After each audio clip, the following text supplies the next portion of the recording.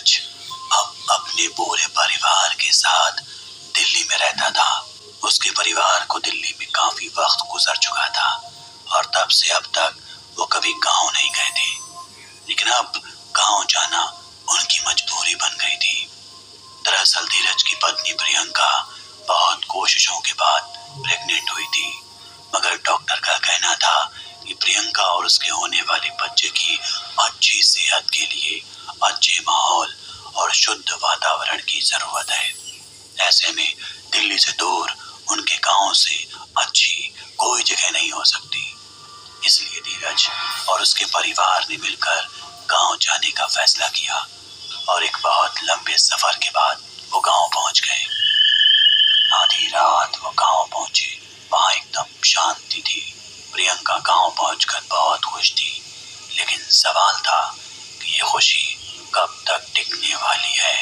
धीरज ने गांव का घर खोला, प्रियंका और अपने पापा को घर के अंदर कमरे में बिठाया, लेकिन वो जैसे ही कमरे में सामान रखकर वापस लौटा तो उसने देखा कि पापा सोफे पर बेहोश पड़े थे और उनका चेहरा सफेद पड़ गया।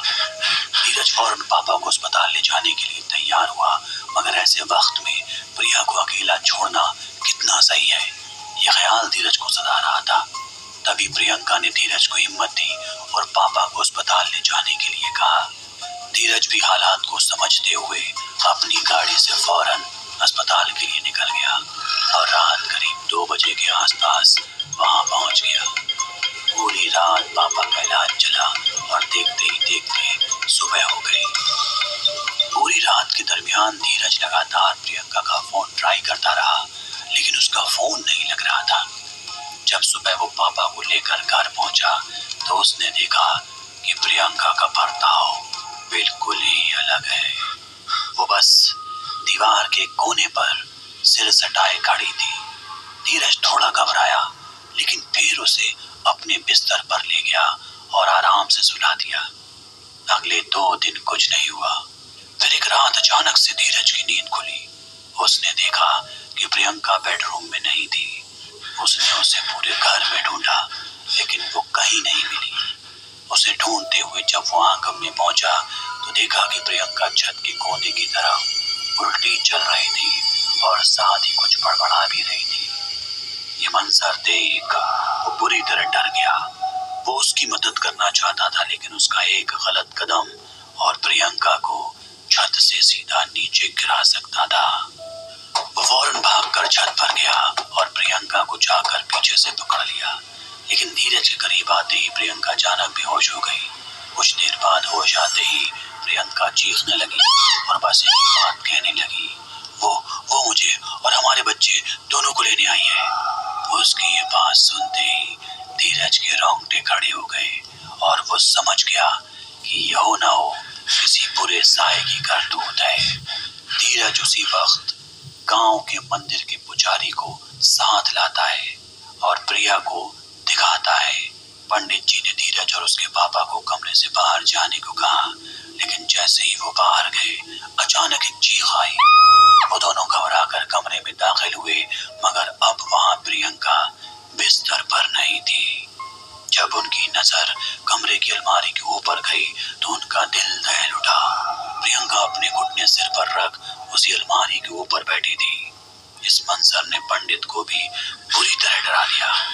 पंडित ने फिर उन्हें बाहर जाने को कहा, मगर बाहर के रास्ते उनकी नजर जैसे ही प्रियंका पर पड़ी तो उसके चेहरे पर एक डरावनी हंसी थी। उसके पास एक चाकू भी था, जिससे उसने अपने ही पेट पर जोर जोर से मारना शुरू कर दिया।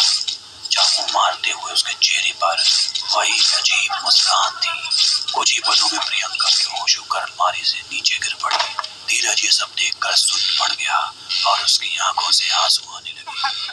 वो अपनी पत्नी और होने वाले बच्चों को अपने सामने खुद से दूर जाते हुए देख रहा था, मगर उसके हाथ में कुछ न था। और कुछ ही देर बाद प्रियंका ने अंतिम सांस ली। जब धीरज ने पंडित से पूछा कि आखिर ये क्या हुआ, तब पंडित ने खुलासा किया असली हकीकत का। दरअसल कुछ साल पहले इसी गांव में एक लड़के ने एक छोटी भट्टी जाति की लड़की से शादी की थी। शादी के 1 साल बाद उनका भी बच्चा होने वाला था और उस लड़के के घर वालों को ये मंजूर नहीं था, इसलिए उन्होंने उस लड़की और उसके पेट में पल रहे बच्चे को बेरहमी से मार दिया। तब से लेकर आज तक इस गांव में कभी भी किसी गर्भवती महिला को अकेला नहीं छोड़ा जाता। प्रियंका की किस्मत खराब थी और शायद इसलिए उसे इस अकेलेपन की कीमत अपनी मौत से अदा करनी पड़ी। यह हकीकत सुनकर धीरज बस तड़प कर रह गया और सोचा कि काश उसने प्रियंका को अकेले न छोड़ा।